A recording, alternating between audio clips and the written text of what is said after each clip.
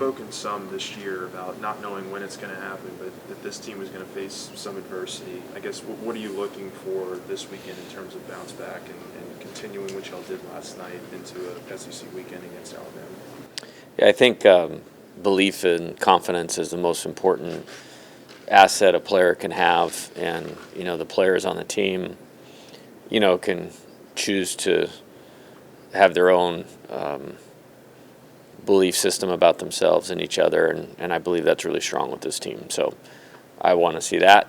I saw that last night. I saw that for the two practices leading up to tonight. I want to see it again today in preparation and leave it all out on the field, in another very competitive environment. I believe this is our third, top 12 type series in a row. Obviously there's more coming, and it's just the way that it is in our league, and it's not like this anywhere in college baseball. And so you're going to get bloodied. I said that, months before it happened, and we did, and I think the response to it in terms of the things that the players and the staff can control has been great. What has worked for the relief pitchers the past couple times out? Yeah, I think they've been great. I mean, again, if you look at our performance on a national scale and on a conference scale, it's been really good. And I think what I'm pleased with is it's happened quickly in the context of, again, only one guy threw any kind of, and he didn't throw very many, meaningful innings in the league last year. And so for them to just keep attacking what they need to do to get better, and I think last weekend, the one positive was how well the bullpen threw. And last night it was the exact same. 5 scoreless innings, I believe, after, the fifth on, I think, or during the fifth, after they had played a run. And, I think we're expanding that window of guys that we really can go to in any situation. You love to see it with the young pitchers in the program, with Cooper and Maverick. I think those guys are good, and I think they're going to be really good. I think Williams is going to be good. He is good right now. Kaysen's obviously done great. So at least in my time here, we now have a really good core of freshman pitchers that we feel like can, get better as the season goes along now and be kind of staples, for us. And that's a big deal because I talked before about building your team 1 year at a time, but, program building is really important to me, and that helps you. And then, in the context of the season, a guy like Connor Benj has really executed what we need him to do well, and on this staff, he kind of has a niche. He did it again last night. And then Jacob Myers, coming along, that pitching will get 3 outs against anybody. And really excited, and he's been busting his tail and working hard and staying positive, and it's good to see the fruits of all those labor, and certainly gives us some options, and I'm excited. It's guys have, it's okay to get better, here for sure, and they are getting better. You mentioned the 1 year at a time sort of roster building world that we're all in. What can you sort of take, you mentioned this briefly last night, but what can you sort of take from the Nico situation at Tennessee? Is there any lessons you can learn from that and apply it to baseball? Or? Yeah, I don't know. I mean, I think SEC baseball is the most competitive venue in all of college sports. I'm obviously biased to that. I'm sure SEC football coaches would tell you the same. I think they live in a different universe with those types of things. It's wild. That's all I could say. I mean, I saw a coach in another sport on this campus right now recruiting another one of the players that's in the portal. Not a baseball player, but in another sport today. So that just tells you the world that we're living in. It's pretty nuts. When building the program, I recently had an opportunity to sit down with Jack Lecker, and I'm curious, what kind of pride do you take with securing in-state talent to represent this program, and maybe what kind of stood out to Jack for what he can contribute to this program both on and off the diamond? Yeah, I'll speak in general terms because of NCAA rules. I think there's a lot of really good players in the state of Louisiana. I think our roster reflects that. And it's been one of the the best things about coming here. It made a little more sense to me why LSU had been so good historically, because of the number of really good players in the state of Louisiana. And we certainly have a lot on our team, right now. And I think it's 15 or 16. It's a pretty good number. And obviously some key contributors. And, it makes me very happy. With Jared, he's hit the cover off the ball in non-conference play especially, but things haven't gone quite as well. And when you guys play SEC competition now, they're 5 weeks. So what's the sort of key to he's obviously hit SEC pitching before, so what's the key to getting him back as we go to the second half? Yeah, being himself, continuing to prepare well. Like I mentioned yesterday, I think there's an element to this thing that, he's grown so much, and we've documented that, of eliminating, chasing out of the zone, making contact in the zone, making adjustments, he's done a really good job of that. I look at it and go and there's some really big at bats in that Mississippi State series. That was just a couple weeks ago. A huge game against Oklahoma. So I see things a little differently. He had a tough weekend at Auburn, and as a lot of guys did. So I don't think you go outside of anything he does or we do as far as preparing. Cares greatly, and he's very focused in his work. And, I'm very optimistic that, he'll just keep being himself, and I'll be good enough. With him, Danny, and Derek, have you seen teams pitch them differently as the season's gone along? Not really, to be honest with you. No. Is everybody, or just about everybody that pitched last night, are they available for Friday? Not Thursday? I think if you look at the pitch counts, it probably tells you the needed days off, if that makes sense. The guys with lower are probably available quicker. The guys in the mid-range could go either way in the swing of a day, type thing. We want to win. It was a big win last night. Team was 27-5, and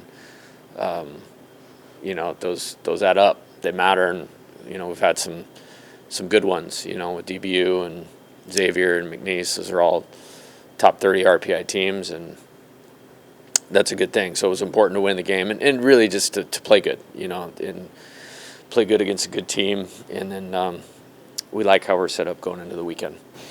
What was the inspiration for changing the top of the lineup a little bit? It was more about yesterday's game, looking at McNeese, and I really have a lot of respect for Coach Hill, LSU guy. He's a great dude, I've gotten to know him as an opposing coach. They'd come out to play us at Arizona. And then just as a former LSU player, it's been a cool part of being the coach here, is getting to know guys that the program means a lot to. And he does a really good job. And if you went back to their Wednesday game last week at Houston, they pitched 10 guys in a 10-inning game. And, you could kind of see what they were doing with the order and popping guys in. It was more about making it a little tougher for them to match up, and then maybe setting our lineup in a way, if I needed to pinch hit, it would draw them into doing it in a way that would work for us and not compromise, the game, or lose somebody after one at bat, that kind of thing. And so we'll just kind of take it game by game, which is more my nature. And we've fallen into a little bit more of a rhythm, but when you're 31-3, and a dominant, offensive performance it's a long time. That's a lot of games to be playing at a high level, and I do know this, that great teams play near their capability often. And, until this past weekend, that's what this team did. So there hasn't been a need to really overhaul kind of the grouping or the order. But I think, for last night, it was good, and, glad they performed well. But, we need to have good practice today, and I think it's more about how the players executed in the game, as I said, about how I wrote the lineup out. Is there anything about that I guess, ordering of the guys in particular that opens up different things for you offensively? Is there the way those guys can complement each other one after another? Oh, for sure. Yeah. And again, that can be on a game-by-game basis or a general thought basis about how it would work in the game. And I think what's great about it is this team with good offensive players with different skill sets, there's more than one way to do it. And we found kind of a general template that was really good and has executed at a high level and worked at a high level. And then, maybe needing a little adjusting coming off the weekend. But again, I think it's more about just them getting back to executing their plans. And if they execute their plans, I think if one guy hits second one day and hits sixth the next, or hits fifth one day and hits eighth, or hits first one day and hits second, or hits fourth and then hits leadoff, it matters, but I don't think it matters maybe as much, So I'm looking at it to do its best to set the team up to win, as I always say, but I don't think it's as big a deal as maybe as it seems. All right, is the plan still the same 3 guys in the weekend rotation? With the early week, we haven't. I don't know what Alabama's rotation is, so I'm not going to comment on what we're going to do this weekend. And then just from a couple weeks ago, going from a Friday to a Thursday kind of thing, is there anything that those pitchers learn in terms of just having the less extra day that they can implement? Yeah, I think it's we always, I always look at it as like what's going to benefit them in the future. So one of the things I'll talk about is when they go to professional baseball. Maybe not in the minor leagues. I think pro teams have gotten a little more conservative with how they use pitchers, but they're going to go from instead of a 7-day off week to eventually a 6 and eventually to a 5.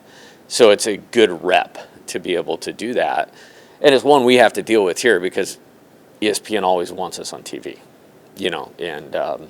and this weekend's Easter, and some of the coaches like playing Thursday, Friday, Saturday. Some don't, because of all this. It was in my mind in terms of the series last weekend that we were going to be rolling back just as it was the weekend before, that we had 8 days, and that's our job to line those things up.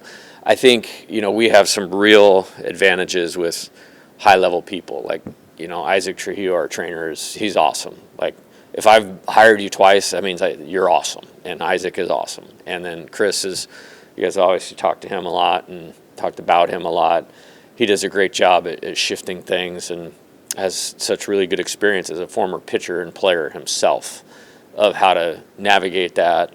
And then, Coach Yeski with the bullpen thing of not just preparing for the game or the team ahead, but what's best for the pitcher. There's elements to all of those things. And, we put a premium on preparing, and that's certainly part of it. I'm very comfortable, like, with all the decisions that are made, that one day is not going to throw us off. Would it be ideal to just say, hey, you play at 6:30 every Friday night? That'd be great. And it's just like, you can get into some awesome rhythm, but that's not how it goes here. Devin Sheeran, is there a possibility that he returns this season? He threw a bullpen last Thursday before we left in the morning. And I think it was good. I don't think we're quite there yet for me to be able to finally stamp like that's a possibility. So he's further along maybe than I thought, but we're in the middle of it now. It's like we're not just trying to get guys work. We weren't trying to get guys work last night. We were trying to win a game. And, if it allows, then in terms of his health, and again, for me, it's 2 components. It's a knee injury, so the delivery has to stay intact, so the arm works correctly. The arm has to be in shape. Isaac and Bailey, our assistant trainer, she's done a great job with him specifically. And if he does get back, again, you can laud him for working hard and her and Isaac for helping him along. And, I'd say hopeful but not certain would be what I would say, yeah. Jared made a really good day at first base last night. Yeah. I know it's kind of a position defensively that not a lot of people like really sort of talk about, but Yeah. you guys just really sort of grade out Yeah. and assess like how he plays defensively at first. Yeah, you can thank the movie Moneyball for that, where Brad Pitt, posing as Billy Bean, talking about Scott Hatteberg, emphatically says his fielding does not matter at first base. But I think it's one of the most undervalued things in baseball is a really good defensive first baseman, and what a blessing we've had, to have Trey Morgan and now Jared, and he's been excellent. They made a couple nice plays last night at the dig, and then had a high chopper that was kind of side spin by a right-handed hitter, and made a really good play. And he's just advanced a lot in 3 years, and I think he's an excellent defensive first baseman. So your team run Washington? What's that? Is your team run Washington then? Yeah, how about that? Yeah, there's so many good one-liners. I have only a few movies downloaded on my phone, and Moneyball is one of them. And so if you need to pick me up after a tough road series and some inspiration, I'll throw a few of the scenes on there, so. Do you put any stock into like peaking at the right time, especially in a long season like baseball? Like last year, you guys peaked towards the end. Peaking at the right time. Well, I think there's factors involved in that I think the way I explain it to the team is like, man, we're trying to win every single game. Like, I'm not trying things out just so maybe this will work. Like, we're playing and planning and preparing and trying to execute in a way that we win every single game that we play. And the players know that. The season at LSU is dubbed a 56-game playoff. Like, that is the regular season. We are in a 56-game playoff. So what we want to do is win those playoff games as we go along and improve as we're doing it to where you find your best team so then you can be playing well at the end. The difference is we're playing a super regional every single weekend. We're playing a super regional caliber team every single weekend. I mentioned this last night as I'm the RAC, Regional Advisory Committee representative this year for the SEC, and they're going around the 5 conferences in the Southeast, and I'm sitting there talking about 15 teams at this point in time still, so that's nobody has to do that. So you have to kind of keep your eye on the ball of not all the games, but this game or these games. And so I do know that if you survive the gauntlet of that, you can play with a lot of confidence, when you get to postseason play. And, so I think our best baseball is ahead of us. I think, like I said, my goal is to turn any adversity or failure into something that's going to be a positive, and that's what I want to do with the weekend last weekend, which helps us get to peaking at the right time. Now that Gavin is out for the year, does that change anything the way you look at the bullpen or plan things moving forward? He hasn't been available, and so really nothing has changed. Other than, that was electric last night from the 6th inning on, of like guys being able to get anybody out that are, another layer of what we've done so far to win games. And I think the pitch quality of what they showed will get anybody out. So there's really no change because we've been operating, without or the same the whole season. Where's LeBron in terms of hitters that you guys have seen so far this year? You're meaning Justin LeBron and not LeBron James. Okay. He's a good player. I actually brought him up I think it was on Bill on the radio last night. He's really athletic. I see an improved player, from a year ago. You could see the physical talent and skills, but he plays with a lot of confidence. Seems like the guy they look to offensively and defensively. Good presence in the field at shortstop, hitting with power. I believe he has 15 home runs, unless he hit one last night. Because I was going through the beginning of the game last night and on his stat line, and it said 15 homers. And really good player, like it just seems like that's what we're dealing with every week. It's like, man, Ike Irish needs to get to pro baseball, man. Get rid of that guy. There's one of those on every team, or a couple on, 2 or 3 on every team, to be honest with you. They have iPads in the dugouts now for all the SEC teams. How has that helped you guys? It's fine. I think it's a balance. Like, information is good, but you have to filter it in a way that helps the player execute their plan. Whether that's your pitcher or your hitter against the other team's pitcher. I feel like we're ahead of the game with some of that stuff analytically. So I haven't felt like it's groundbreaking. I think as my coaches will tell you, how we message things in a way that's productive for the player is important. And in competition, you have to hit that on the money, So Connor's very good with that stuff, so maybe a better question for him. So. But there are players who you're showing that stuff to on the at times. device. Benj, you're going to be a major league pitcher and all that, but like after that, do you have any desire to coach? I go back and forth. Okay, I think you'd be an excellent pitching coach someday, just for the record. So a better question for the future LSU pitching coach. Anything specific that you saw in that 4th inning, stringing at bats together that eventually led to runs in the NC prior 4 games? I thought it was a good inning. As I said, I thought it was one of my favorite innings of the year for a number of different reasons. Like for me, the ability to hit the ball on a line to the big part of the field with runners on base, 2-out hitting is going to separate you. And I liked it. We went 2 outs, nobody on, and then it was great at bat. I think Derek hit a single, and then Jared had a great at bat, and then hit a single that moved guys up. Good at bat by Fry, good at bat by Milam, good at bat by Brown, good at bat by Luis. They just look very into professional hitting, as I would call it, and it was good to see because that's the team I know, and they were locked back into just how to execute. I thought. Would be the way I'd say it, and that can get away from you in the context of a long season, and sometimes I think it's easy to forget the opponent can make it hard. And again, tip of the hat to our opponent last weekend.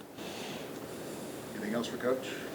Jared mentioned last night that in his 3 years here, you've always had a really good knack and ability to know when to sit him down and kind of have that one-on-one with him and a lot of the other guys.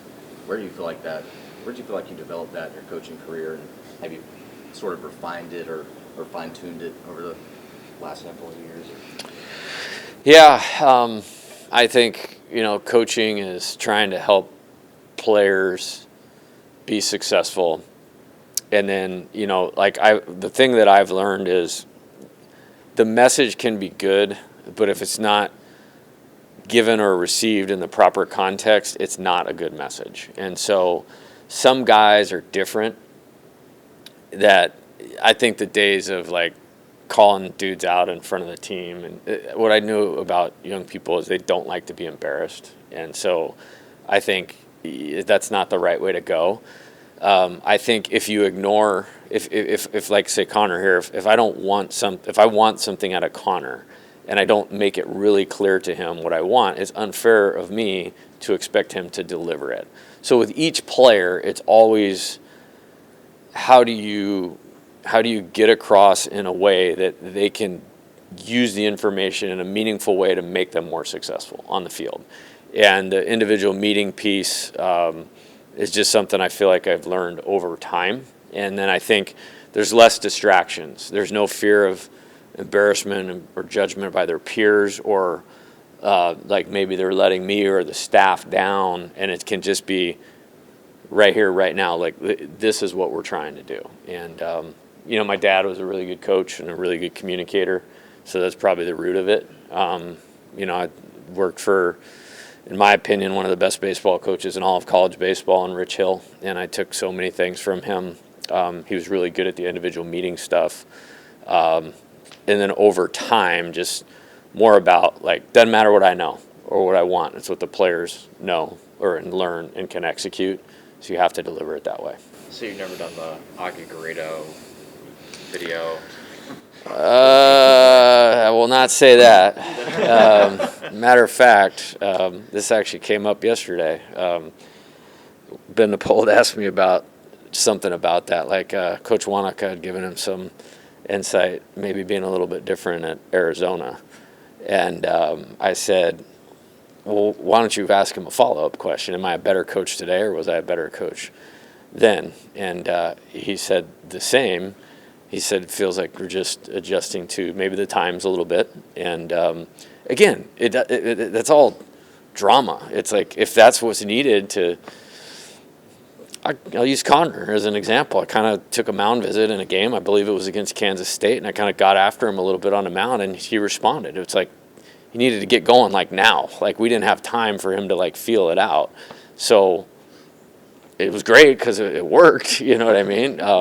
But it was more about like, hey, we need you to execute right now. And he did, and he delivered, and we won that game against a really good team. And so, again, it's just kind of the root of the same thing. It's like, and I love Augie Garrido, you know, as far as, you know, pay attention to how he was successful, just like I paid attention to Skip before I even knew Skip, you know, and don't try to be them and be myself, and try to take things from the best and apply them in a way that's going to work for these players. And what works for these players is different than it was even a year ago, 2 years ago, or at a different time. So there was a double steal last night.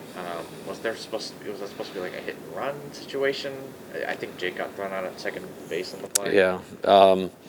You know, respectfully, I won't answer that just because it would be a competitive disadvantage if I tipped either way.